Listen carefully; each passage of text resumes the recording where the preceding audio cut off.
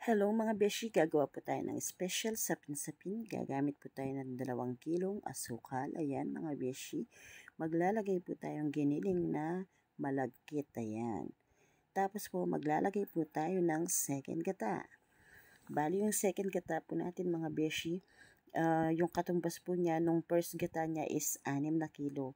Tapos ayan po mga beshi, nung binus po natin yung second gata, hinalo-halo po muna natin yung ating hinulog na ibang giniling na malagkit. Tapos po ayan mga beshi, naghulog na naman po tayo ulit. Ayan, or nagbuhos. Tapos nimekos-mekos po natin siya. Hindi po kasi natin pwedeng biglayin nilalagay lahat dahil po matatapon sa ating kaldero. Tapos mga beshi, ayan, nilagyan na po natin yung ating first gata, mga beshi ko, ayan. After po niyan mga beshi, maglalagay na naman po tayo ulit ng ating giniling na bigas, ayan. Tapos po, imemekos-mekos lang po natin siya para po mahalo ng gusto yung ating giniling na bigas sa ating pinaglalagay na sangkap. Tapos po ayan, maglalagay na rin po tayo ng evap. Kahit anong tatak po ng evap, pwede siya mga beshi. Bali, ang gagamitin po nating evap dyan mga beshi is 4 na lata. Tapos po, yung ating gata is 6 na kilo.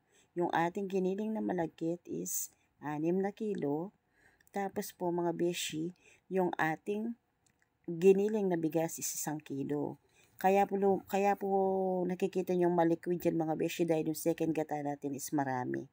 Tapos po mga beshi, ayan, nilagyan pa po natin siya ng gatas kaya lalo siyang nagiging liquid. Pero wag naman po sobrang liquid, yung parang tubig lang siya.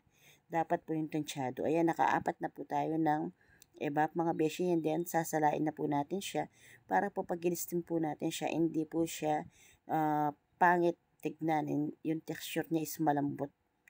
Ayan mga beshi, nagsasala po tayo sa may food color na yellow. Bali yung pag-system po natin sa ating special sapin-sapin mga beshi ko is 20 minutes dapat per color para po siguradong lutong-luto at malambot.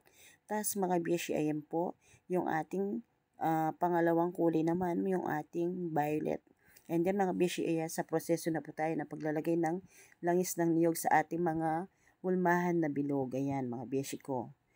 Tapos po ayan, yung first batch nating luluto or steam is kulay violet. Ayan, nakalagay na po sa ating steamer. Tapos nung luto na po siya mga beshi, ayan na po yung kinalalabasan niya.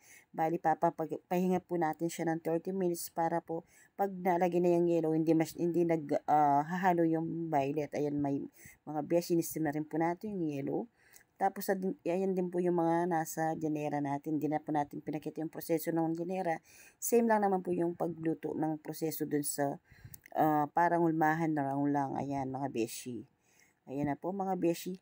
Per color po mga beshi, 20 minutes para po siguradong malambot.